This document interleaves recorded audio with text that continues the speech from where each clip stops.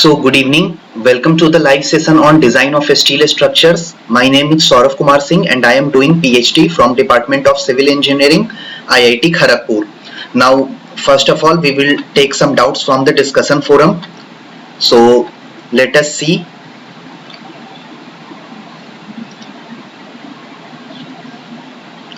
So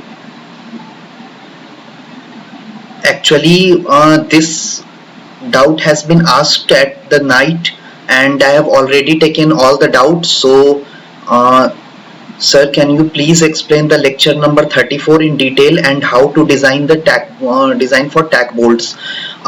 So Shwetank, you are asking me to deliver the entire lecture, so it will take the entire live session. So definitely in my next live session, I will prepare this lecture number 34 for you and we will discuss it once again.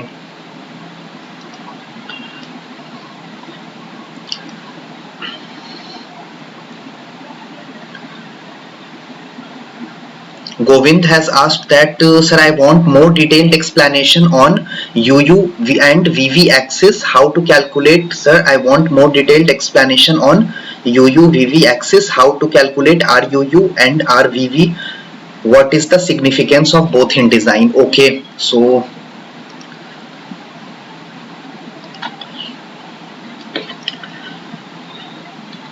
basically you want, Govind, you want to know about the significance of UU and VV axis. So first of all we will see it in the detail. So when we have any cross section of any member, we know, and we calculate moment of inertia about Cartesian coordinate system, means say x axis or y axis. We know how to calculate from our basics of strength of materials. We already know all these things. So now if we are going to rotate our axis, means if, let me go in drawing mode.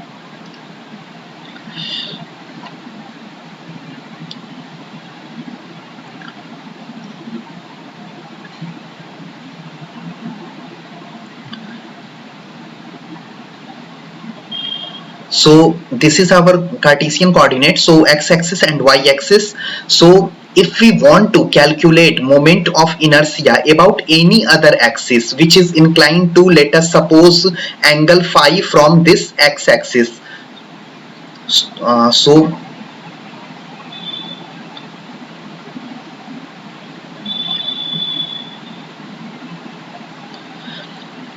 let us suppose this is axis U and this is axis V. So we want to calculate moment of inertia about U axis or V axis. So we can use these formulas to calculate moment of inertia about any of the axis which is rotated by an angle phi from x axis or from y axis. So it can, if but for calculating moment of inertia about UV axis, so you must know moment of inertia about x-axis and y-axis. So Ix we already know, Iy we already know. So and what is the angle, means this angle phi. What is the value of angle phi, means how much rotation we want, on how much rotation we want to calculate moment of inertia. So that we can fix from ourselves, and after that we can calculate the value of IU, and after that we can, applying this formula, we can also calculate the value of IV. 1 minute.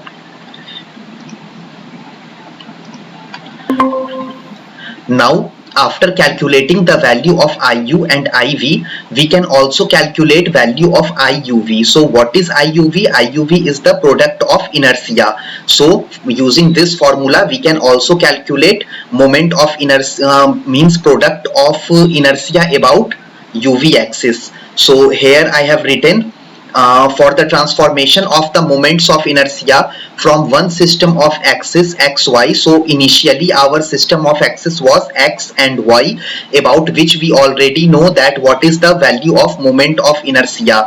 So about u and about v. So after that another one uv rotated by an angle phi. We have provided rotation phi, and now we have to calculate moment of inertia about u and v axis. So by using these formulas we can calculate where ix and iy are the moment of inertia about the initial axis, means earlier axis x and y. So moment of inertia about those axes. And what is ixy? Here in formula you can see that ixy is also coming. So ixy is the product of inertia, and iu, iv and iuv are the respective quantities for the rotated axis uv. So after rotating x and y we are getting uv. So it is better to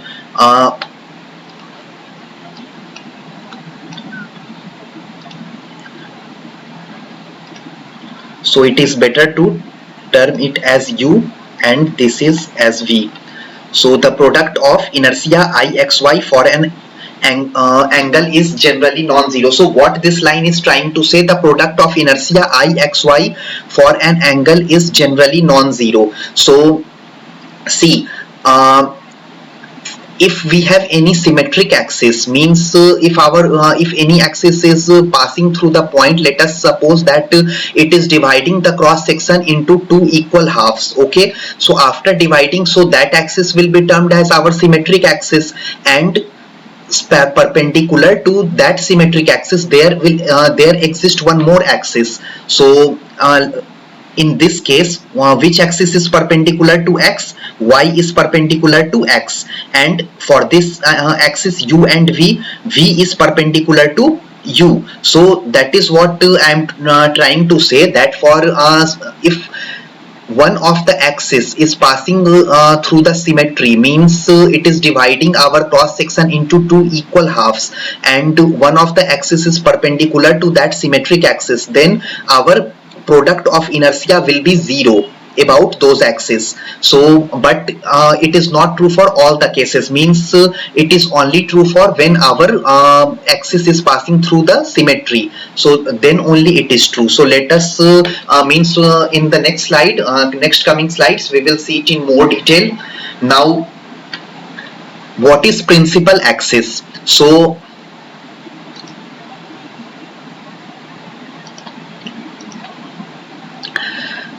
So what are the what is principal axis? In principal axis that are rotated by an angle theta, let us suppose x and y is our earlier Cartesian coordinate axis, and now after rotating that axis by angle of theta, we reach to the axis which will be termed as principal axis. So by an angle theta relative to original centroidal ones x and y. So original axis was x and y, and now after rotating it by the angle theta, we will get our principal axis. The product of inertia becomes zero. So we have already discussed that if it is the case that our axis is passing through the symmetry dividing our cross section in equal halves, then at that point our product of inertia will become zero. And how it becomes zero we will see in next coming slides.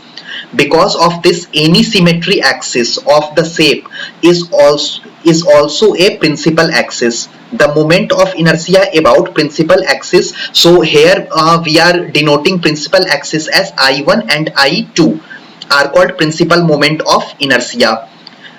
So here what it is saying, that when we are calculating moment of inertia about principal axis, then those moment of inertia will be termed as principal moment of inertia, and the maximum and minimum ones, value of, means one of the moment of inertia will be maximum and the another moment of inertia will be minimum. So when we are calculating moment of inertia about principal axis, then one of the moment of inertia will be maximum and another one will be minimum for any angle of rotation of the coordinate system. Now if ix, iy and ixy are known for the arbitrary centroidal coordinate system. Likewise, in earlier case we have seen that we must know ix, iy and ixy. So if these things are known, we already know, then the principal moment of inertia and the rotation angle theta, means we are also interested here in calculating rotational angle theta. Let us suppose we don't know, means by rotating how much angle we will get our principal axis. So we are also interested in calculating the angle of rotation theta by which we will get our principal axis. So by using this formula, I1 comma 2 means moment of inertia 1 and moment of inertia 2. So first, while using this equation for the first time, we will, let us suppose we are considering plus sign. So for the calculating moment of inertia for I2, we will use here minus sign. So by this we will get our two principal moment of inertia, that is I1 and I2. So after calculating this, now we have to calculate angle theta, means by rotating how much angle we are getting our principal axis. So theta can be calculated using this formula. So in means code book or in a steel table, so whatever we have seen, means the lecture which you have referred for your doubt, so it is related to a single angle section. So for that single angle section, they are representing, means they are representing principal moment of inertia by the term I u u I VV, not 1 and 2. So in earlier case we have derived that IUU and IVV, how we will get for any arbitrary angle phi. So let us suppose this is not for any arbitrary angle. So let us suppose that this IUU and IVV is what we are calculating is our principal moment of inertia. So in code book we are getting our principal moment of inertia. So they have written principal moment of inertia. Later we will see that why they have written along with IXX, IYY, why they have written these things, we will see later. So make sure that I1 is equal to IUU and I2 is equal to IVV when you are comparing your these values with your codal values.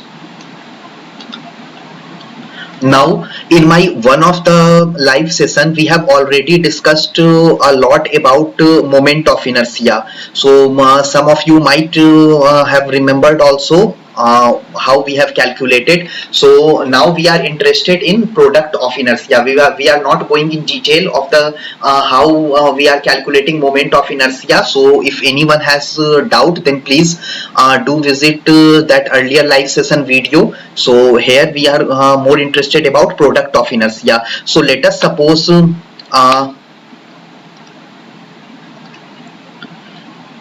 so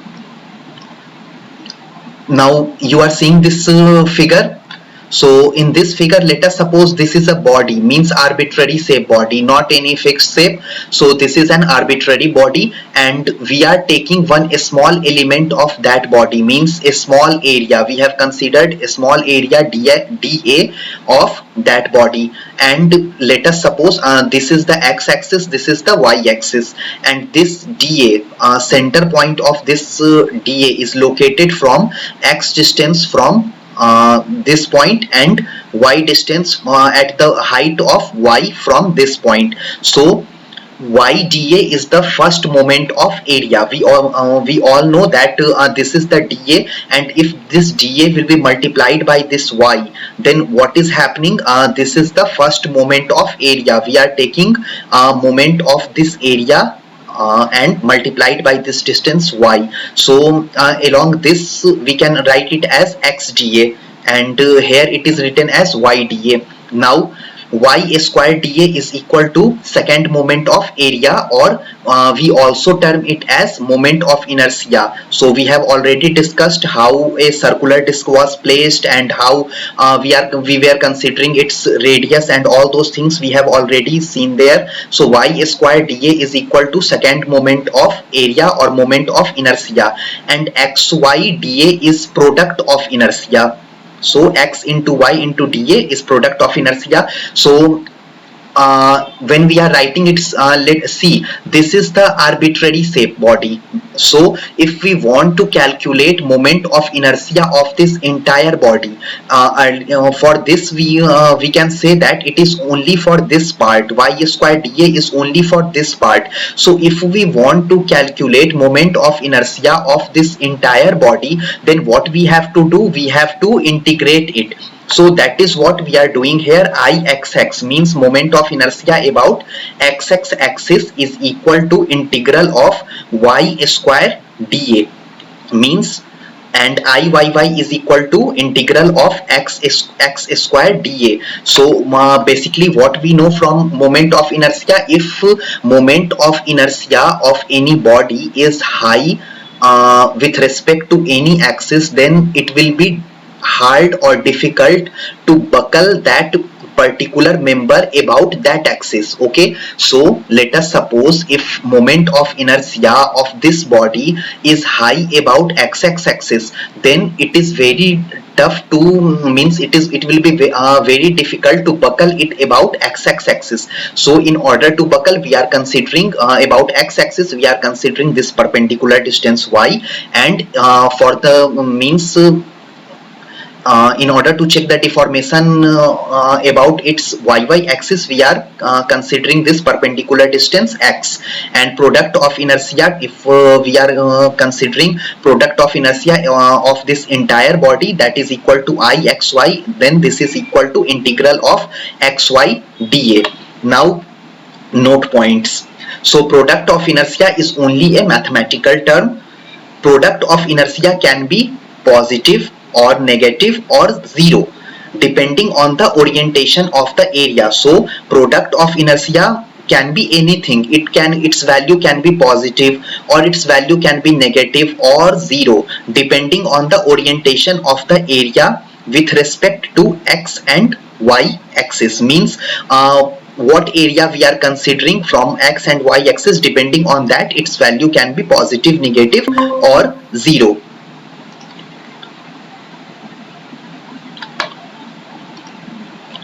Now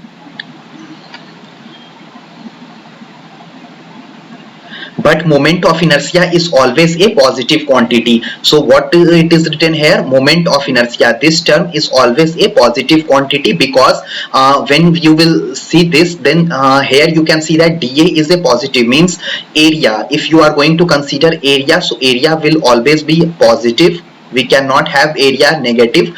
And this y, if this y is positive, negative, whatever it is, so a square of that term will always gives us a positive value. So in total this term will always yield a positive result. So that is why it is written here, but moment of inertia is always a positive quantity. Now next note point, product of inertia of an area with respect to symmetric axis and any other perpendicular axis is always zero. So it is saying that if we are calculating product of inertia with respect to a symmetric axis, so for making able to understand this thing, I have taken one example. So this is a T section, and this yy axis is dividing this T section in two equal halves. So you can see that this yy axis is dividing this entire T section in two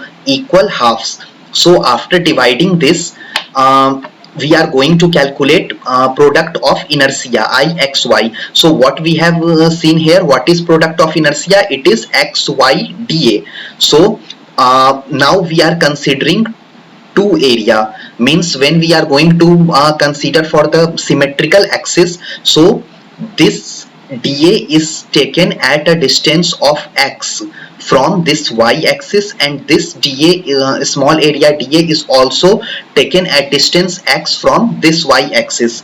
Further, from x-axis this distance is y, and this distance is also y, so they are equidistant from both the axes.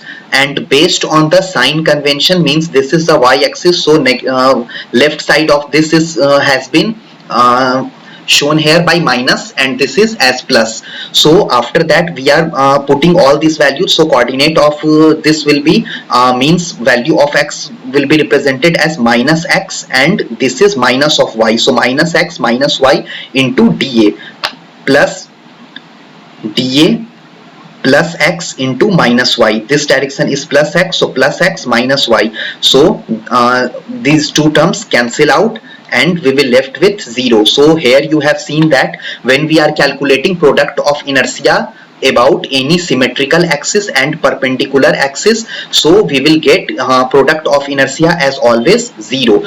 Whatever area you will consider from equidistance, so if you are going to consider this area and this area also, then also you will see that it will be value of these two will come 0. So summing all these small area of left hand side and summation of all the small area of right hand side will be equal and opposite in sign, so that will cancel each other. So finally it will product of inertia will always be 0. Now coming to the equal angle section, for which you have asked that what is the significance of calculating moment of inertia about principal axis, why it has been given. So let us see that this is x-axis axis. So for an angle section I have made it like this, but in reality in practically it will not look like this. It will look like something say like this. Rounded curves will be there. So here also it will look like this. So now you can see that this is the x-axis axis, this is y-y axis. So this is xy coordinate system, and let us suppose at angle theta, because these are our UU and VV are our principal axis. So let us suppose by rotating it as from angle theta, we will get as our principal axis UU and VV, about which we have already discussed. So UU is our major principal axis, so IUU and RUU are maximum here, okay, and y means VV is our minor principal axis, and IVV and RVV are minimum. So you can see here that this is the axis of symmetry. This axis UU is dividing this entire angle section, this equal angle section, into equal halves, okay. So area on this side and area on this side are equal, so this is the axis of symmetry. So now when you are going to see the values of IXX, IYY, yes. Sir, the x-axis is always major principal axis. Axis is chosen as the major principal axis. No, not like that. See, in this case it is a case of equal angle, okay, and this UU axis which we have considered, this is the nomenclature. If you want to give it as VV axis and this is as UU axis, you can change the coordinate system, but at the end you should must know that about what axis you have calculated your values, okay. Means let us suppose if this is a rectangular section, okay. So in this case what we see, this direction is less than this direction. So let us suppose this is our x-axis axis. I can also write it as y-y axis, but let us suppose for our convenience, as we are habituated of seeing x-axis axis like this, so we will calculate moment of inertia of this rectangular section about this x-axis axis. Then what will happen, it will be BD cube upon 12, and D will be greater than this B. So finally IXX will be greater than IYY. But if let us suppose case is like this, this is your rectangular means cross sectional area, and now I will ask you to calculate XX means moment of inertia about this x-axis axis. Then what will happen, this the value which you will get for IXX means moment of inertia about x-axis will be less than the moment of inertia what you are going to calculate about this y-y axis, isn't so? So like that based on the thing means this will change. I am not saying like that this x-axis is major or this is the minor. So your angle can be like if you are having your unequal angle, then your angle can like this, or it will be like this also. Okay, so whatever is the means specification, codebook notation, codebook is following. So based on that, you can see that in our steel table or codebook also, you can see that on the means while giving the numerical values or notations, they have already given above, they are making diagrams on the above, that what at what direction they are considering x-axis and at what direction they are considering y-axis. So they are providing that so that no one will get confused. Okay, so like that. Yes, sir. So so now this when you are going to see the code book means the values, when you are going to open the code book and compare the values, then you will find that IVV means, I have termed it here now, means minor principal axis. So these provisions has been taken exactly as given in the code book. So they are also considering VV axis as like this and UU axis as like this. So when you are going to see the values, then you can easily see that IVV is minimum among all, means you, when you are going to compare this IXX, IYY, IUU, IVV, then you will find that this IVV is minimum. So when this is minimum, then RVV will be also minimum, because how we are calculating RVV, based on IVV we are calculating RVV. And how this can be calculated, we have discussed number of times in earlier live session also. So when IVV will be minimum, then RVV will be minimum. So tendency of this angle section will have to be buckle about weaker axis. And what is weaker axis in this case? IVV is weaker axis, means this VV axis is the weakest axis of this angle section. So if we will apply load, means if we are going to use this angle section as a strut, means compression member, then tendency of this strut will be to buckle about weaker axis. And here weaker axis is VV axis. So before buckling about means YY axis or XX axis, it will first buckle about VV axis. So you will find that IUU will be maximum among all these four. IUU will be maximum and IVV will be minimum. So that is why we are calculating, we are more interested about IUU and IVV instead of IXX and IYY in this case. Okay, so that is why in numerical problems you can see that these things has been used, and in code books also value of these things has been given, because we have to use all these values. So if what is written in note, if a single angle is used as a strut, it will buckle about VV axis, because IVV and RVV are minimum. Okay, we have already discussed this thing. Now coming to the next doubt. So Sunil Parikh has asked that as recommended minimum number of bolts are 2, should a strut connection be provided and checked with 1 bolt?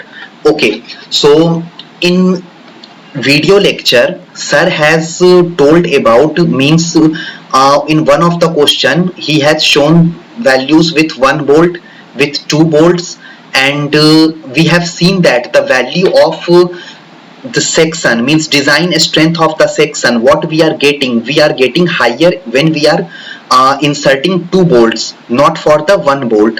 So sir has recommended that for the practical purpose we should use 2 bolts instead of using a single bolt. We can use 2 bolts by decreasing the diameter of the bolt.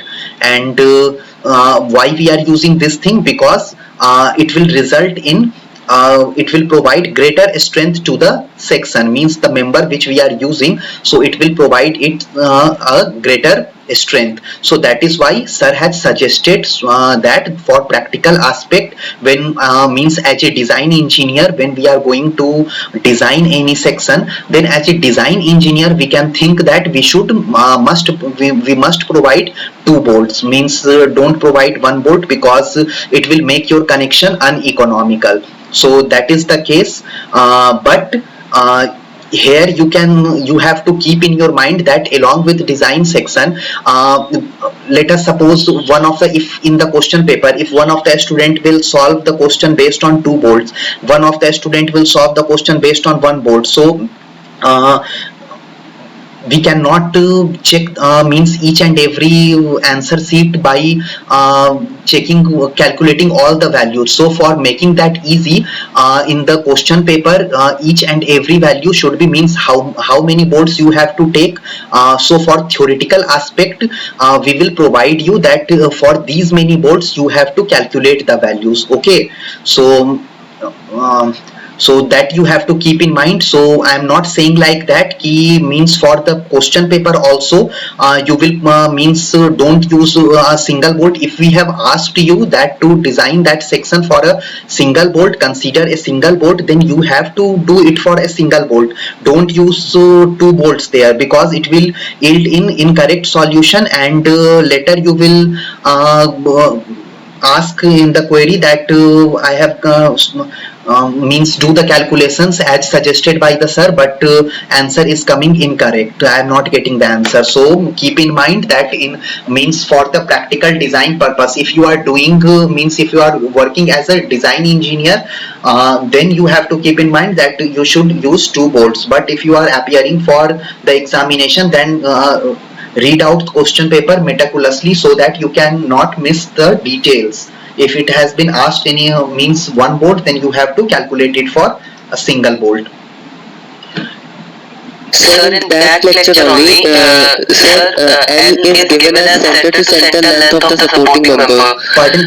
But we have used in that lecture formula lambda VB is equals to L by R VV upon epsilon under root pi square E upon 250. Okay. So you are talking about calculating the value of means effective slenderness ratio.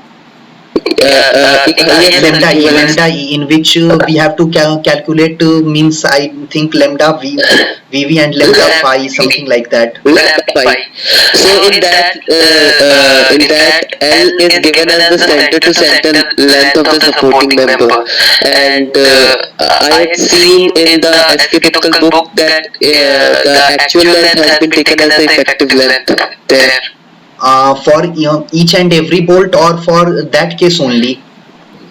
Means for the when the load is when the signal angle stress is there loaded through one angle. ठीक है, eccentrically loaded, and what is the number of bolt? Number of bolts according to the table 12, it can be 1 or it can be 2 or greater than 2. I am asking about the example which you are referring now, means SK Tuggal book. So in that book, in the book, actually in the book I just saw the question there and the formula there. It was written that IS IS 800 2007 is silent about the effective length of the angle strut, and effective length is taken as the actual length of the angle. oh, so for single angle you are saying. Yes, sir. So here it is written as center to center length of the supporting member. So I just wanted to confirm what does this mean actually? Center to center length of the supporting member means we have to see the main member. See, center to center length of the supporting member means you have to consider, let us suppose, means what are your supporting members? Supporting member means when you are using a member, means a angle section as a strut. Okay, so that will be your compressor member. So you are from where you are connecting that strut to a means your angle section to a gusset plate on left hand side or in the right hand side if splicing has not been done. Okay, so that distance you have to means take for means a single distance between the both the means where the connection starts and where the connection ends. So from that center to center distance you have to consider there. Center to center distance means the center of the connection. Yes, I guess center of the connection will be there. Because the actual length has been taken as the effective length. Here in the question as well, which is solved by sir, he has taken effective length in the question, and in that critical book it was actual length equals to effective length. That was the thing. For this angle strut only. And that is for means what I can say, connection means connection was bolted connection or it was welded connection. I think it was bolted connection. It was the initial example only, so it would have been a bolted connection. Okay. So see, means Shivam, actually what happens now, means see, here we are more interested in designing of this strut part. Okay. So for if you are going to consider the connection, then you have to means whatever is the shape of the weld or how bolts you have provided, in what direction bolts you have provided, so you have to go in more detail, means you have to calculate CG of the connection. So that is why here we are more interested in calculating the means what you can say, strut, means we are more interested in designing the strut. So that is why we are not going in detail of means finding the CG of the connection. But in the real scenario, when you will think, then what will happen, everything happens on the based on the center of gravity, means whatever is the weld, means how you have done the welding, so where is its CG will lie, so based on that its effective length will vary. And other than that, what type of means you have also asked that how we are providing restraint. So see, when you are going to see the practical, means if you are having work experience, you have worked on means the not in the only design field, you have also worked on the site, so then you will come to know that how means fixity is provided and how fixity is reduced. In most of the cases you will see that there are lot of assumptions.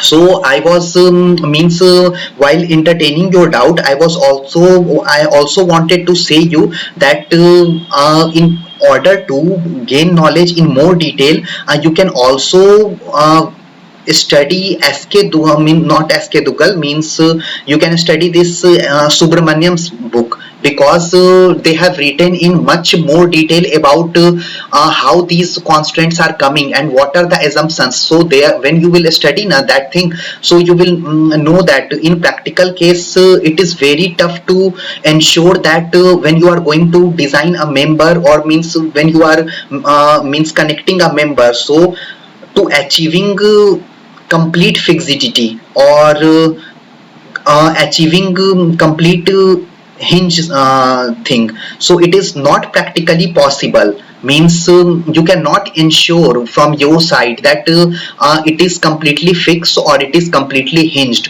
So that is why we go for some means lower values. So you have asked na, that why this 0.7 and 0.85 these things are coming. So actually I have seen there this strut is used in truss.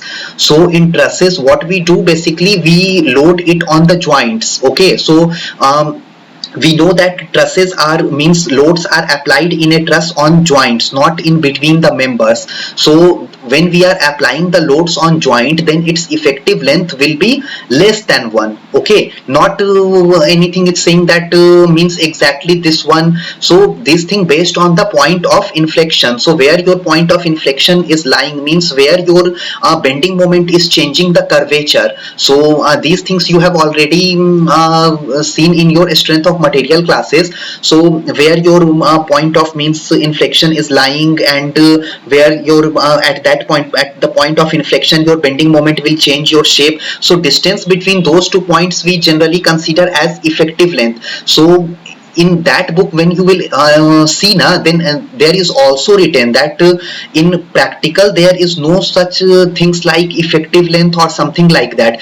These things we are using in order to means consider the practical aspects of the things. Means these things we are means what is effective length. So effective lengths we are calculating based on some constants, value of constants, but it is also mentioning there that if you are if you want to take any other value, means something sometimes it happens na that a member is not perfectly straight, okay, or there is some local yielding there. So you if you are a means very experienced engineer and you want to um, consider all those things in more detail, then you can also leave this effective length and you can take your own value, your own constant based on that. If you are sure that value which you are taking is correct, means from your experience you are okay that no, the value which you are taking in the practical field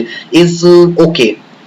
Means here you are seeing that there is yielding, and in the formula that if you are going to use that value of k directly, then actual condition will not be achieved. So you want to take that into consideration. So you are free to, as a design engineer, you are free to consider that, but you have to ensure the safety that it should not fail.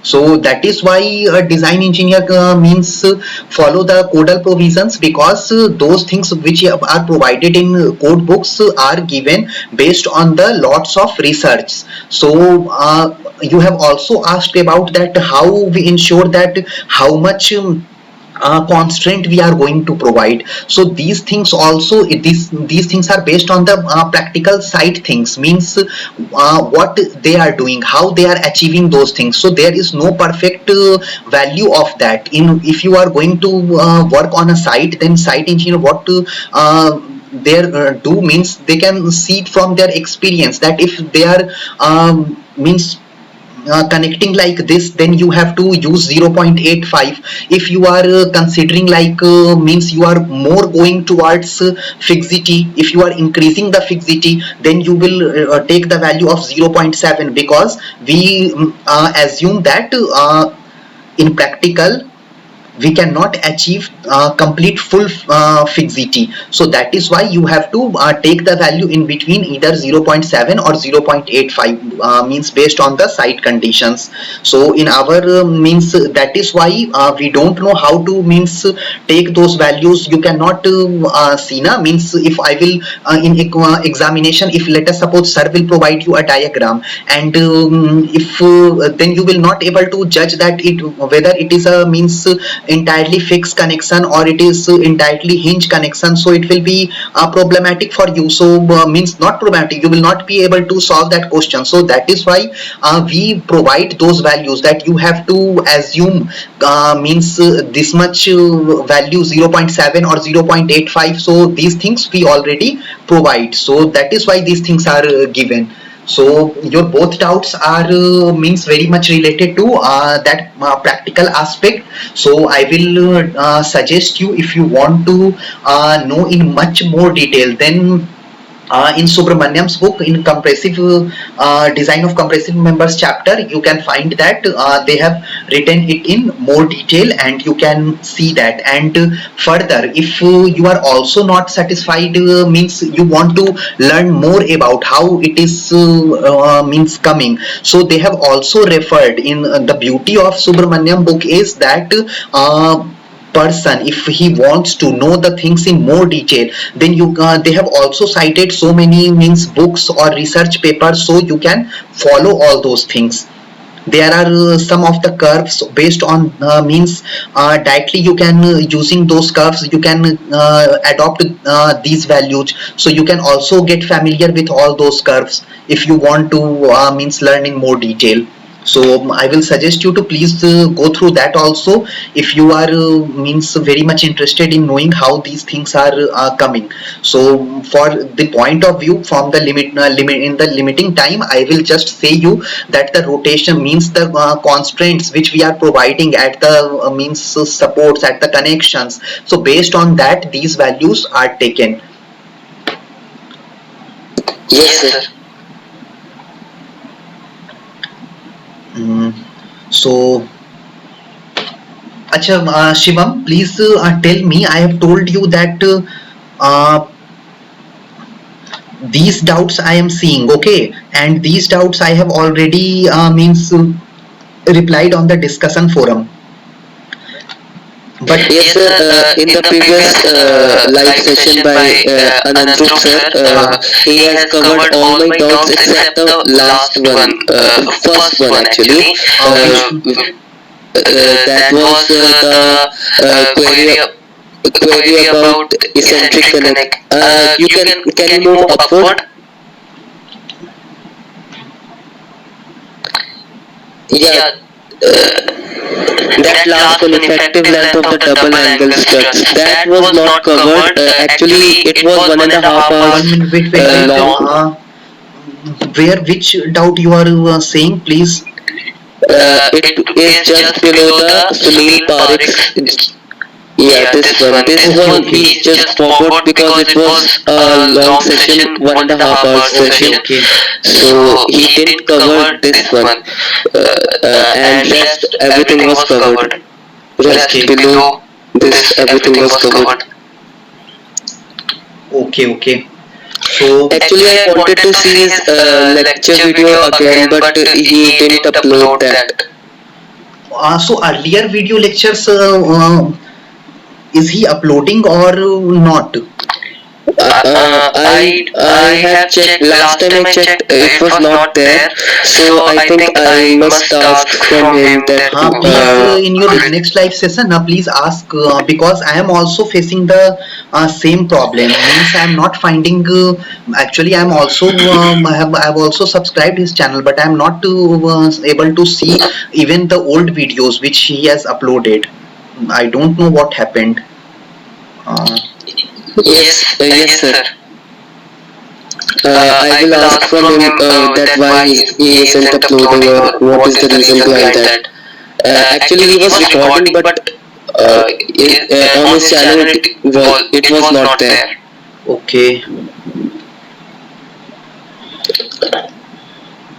Okay, so let us move further towards previous year assignment questions.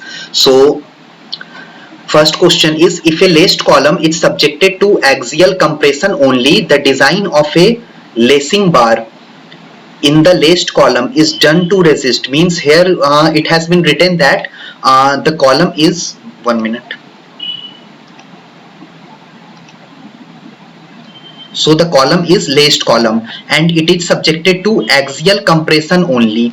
Okay, so design of a lacing bar, it is asking about the design of a lacing bar in the laced column is done to resist. Means what type of force we have to resist. So first option is the axial force arising from transverse shear, the shear force and bending moment arising from transverse shear, the axial force and twisting moment arising from transverse shear, the twisting moment and shear force arising from transverse shear. So, can you tell me? Means for what we design lacing, I can give you a hint. 2.5%. Yeah, it was A, the axial force arising from the transverse shear. Yes, correct. So when we are means designing the lacing part, so okay, tell me, lacings are designed as what members? Means It is designed as a frame member or a truss member. lacings are designed to keep the compression members intact as a whole unit. Yes, Build yes, up correct. member.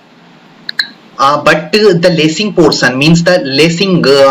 See, actually, lacing and batten we both use na to make to means built up column act as a single unit. Okay, so to making act it as like a single unit. So in that case, we use lacing or batten. So I want to ask that whether lacing is designed as a means truss member or it is designed as a frame member. I think it's trust member. Yes, trust member. So in the formula, when you will go now in detail of the formula, you can see that it has been designed as a truss. Sir, Because yes. what does trust member, by the term trust member, does it mean that you are talking about the axial forces that act Yes, in yes, the yes. truss Yes. berth, and in the frames it act as a shear force and bending moment? Yes, yes. Okay, sir. In truss, what we do, we assume na that the loads are acting on the joint. Other than that, trusses are subjected to axial forces only, like that. So Yes, that is sir. the case. And battens are designed as framed members. Okay. So Okay, sir. so answer A is correct. Now coming to the next question. If actual maximum slenderness ratio, LERO, is written for original, actual, okay. So considered for a design of a column is 100. So here what is given? Here they have given that value of actual maximum slenderness ratio. So that is equal to 100. So LE upon R is equal to, for actual case it is 100, and the effective slenderness ratio considered for the design of the same column braced with batten. So they are using batten, not lacing, and they are asking that what will be the effective slenderness ratio. Actual is given and effective they are asking. Okay. So can you tell me? Actually, I haven't gone through that lecture. I think it is 10%. Yes, yes, correct. 10%. So Because 110 will. effective length we take na, means 10% we increase. Okay. So that is why you have to increase it 10%. So 100 is given. So 110 is the correct. So the same cheese is written here. If actual maximum slenderness ratio considered for the design of a column is lambda, the effective slenderness ratio of battened column is taken as 1.10, means increasing the 10% lambda. So that is why 110. Now third question. A laced column and a battened column, each of them is subjected to factored axial compressive load P, means lacing column and batten column both having the same axial compressive load P. What will be the total transverse shear in lacing system and batten systems respectively? So lacing and batten, for lacing I have already told that we have already seen 2.5%, means whatever load is coming on the column, so lacings are designed for 2.5% of that load, means transverse load. It is same, I think. Correct. It is for lacings and batten same, 2.5% for both lacing and batten. So answer A is correct. Now fourth question. Consider the following statements about a battened column. First, batten plates are provided in symmetrical arrangement. Okay. So batten plates are provided in symmetrical arrangement. So is this correct or wrong?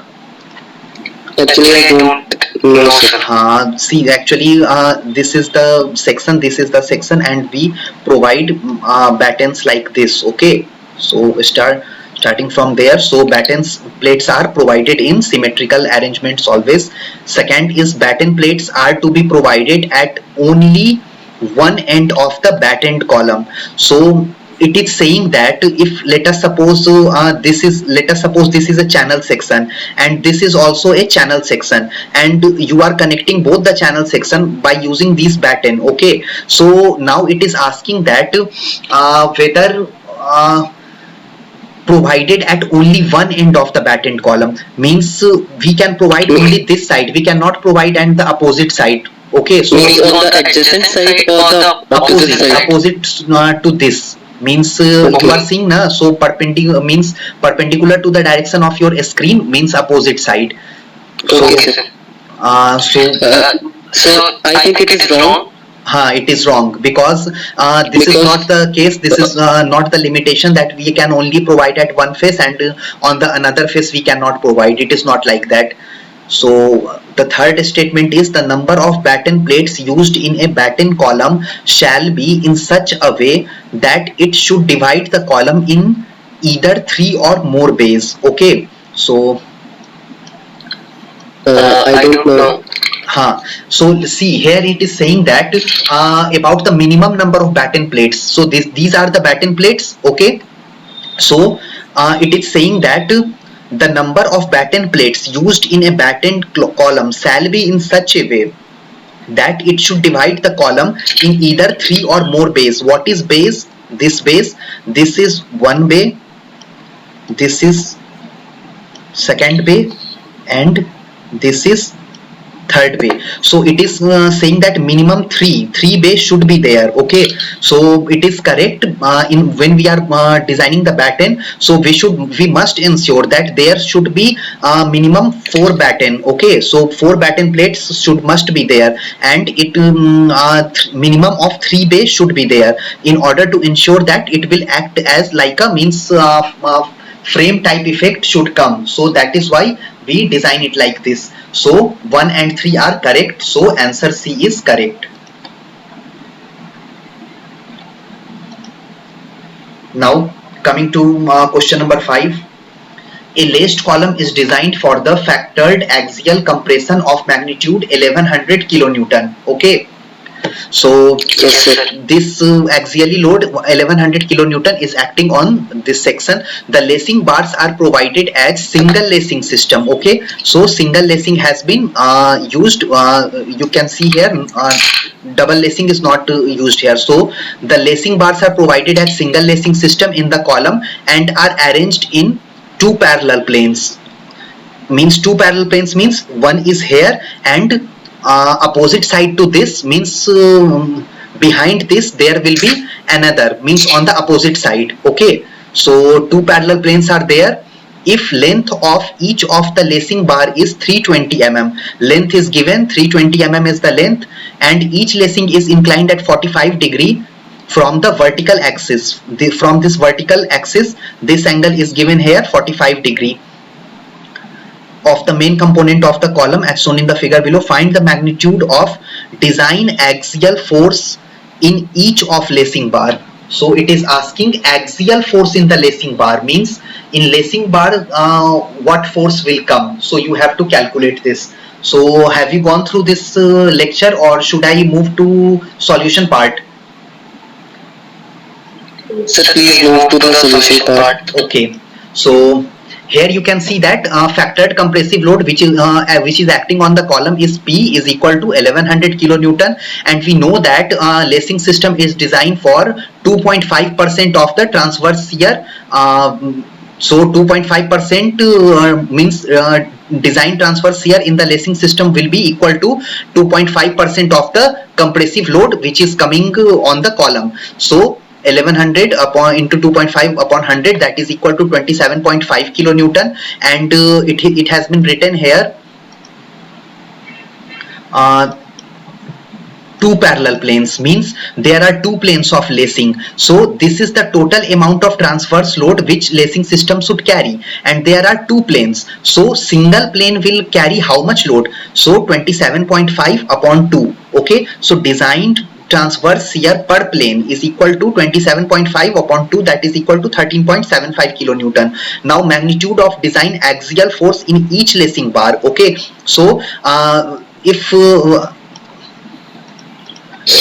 means design means direction of transverse shear, you can see here this is the direction of transverse shear. Okay, so you have to calculate axial force. Okay, so how axially force is going, so that is why 45 degree angle of inclination was given. So Vt dash upon sine 45 degree. So component of that transverse shear we have we broke as sine 45 and cos 45. So sine 45 will be taken by axial force of the our lacing system. So that is why 13.75 into root 2, which is the value of 1 upon sine 45, that is equal to 19.45. Okay, so Yes, sir. 19.45. So correct answer is B. Sir, in the double lacing, it is divided by 4. Can you tell the reason why? Where? For the double lacing, the axial force acting in the member, lacing member is V upon 4 sin theta instead of 2 sin theta. So it is for single lacing system, or means how many parallel planes were there? What, sir? Number of parallel planes. Parallel planes are two. So parallel Opposite sides. so So if there will be two parallel planes, here you can see that we have divided it by 2. Okay, so now 13.75 kilonewton will be taken by both lacings means yes, sir. But in case of double lacing, why it is taken as 4? upon 4 Yes, sir. so you have to multiply once again by 2 because load will be again divided means see this 13.75 kilonewton is taken by means your single lacing. Okay, if you will increase it as a double lacing system, so one more lacing system is there to support you so that is why this 13.75 will now be taken by both the lacing system. Okay, so that is why it will be for single lacing case it will be distributed. Okay, sir. Okay. Yes, sir. Okay, now coming to the last question. If effective length of a flat lacing bar is 400 mm, what shall be minimum thickness of lacing bar provided in double lacing system? So it is asking for double lacing system. You have to calculate minimum thickness. Okay, so For the okay, tell me. effective length is 400 minimum thickness. Is it based upon that lambda lacing LE up into root 12 upon T? Both there are two provisions, so based on the both the provisions you have to calculate both values and you have to see that from what you are getting maximum value, and according to that you have to provide the minimum thickness based on the maximum value what you obtain. Okay, sir. So means this formula can be applied means for the double lacing and single lacing. This formula is there only. Yes, this formula will be applied, and there will be one more L by 40 for L by 60 for the double lacing. Yes, L by 40 for single lacing, and for double lacing L by 60 was there. Okay, so here double lacing is given, so you have to calculate based on L by 60. First of all, calculate you can calculate the value based on L by 60. So what minimum thickness you are getting? So here you can see that effective length of flat lacing is 400 and minimum thickness of the flat lacing bar in double lacing system should be L by 60. So 400 by 60, which is coming 6.7 mm. Along with that, we cannot report directly this as a means minimum thickness. We have to check one more, means based on our cylinderness ratio. So maximum permissible value of cylinderness ratio for lacing, we know that 145 is the maximum permissible value, and minimum value of radius of gyration of flat lacing bar R is equal to L upon R, 400 upon 145. So here we have calculated radius of gyration R, so that is equal to L upon lambda. We know value of L 400, we know value of lambda 145, so we are getting radius of gyration as 2.758, so we have rounded it to 2.76 mm. But radius of gyration in case of flat lacing bar R is equal to T upon root 12. In the designing part, sir has told that radius of gyration for flat lacing should be is equal to R is equal to T upon root 12. So minimum thickness T is equal to R into root 12. So value of R we have calculated 2.76 into root over 12, that is equal to 9.56 mm.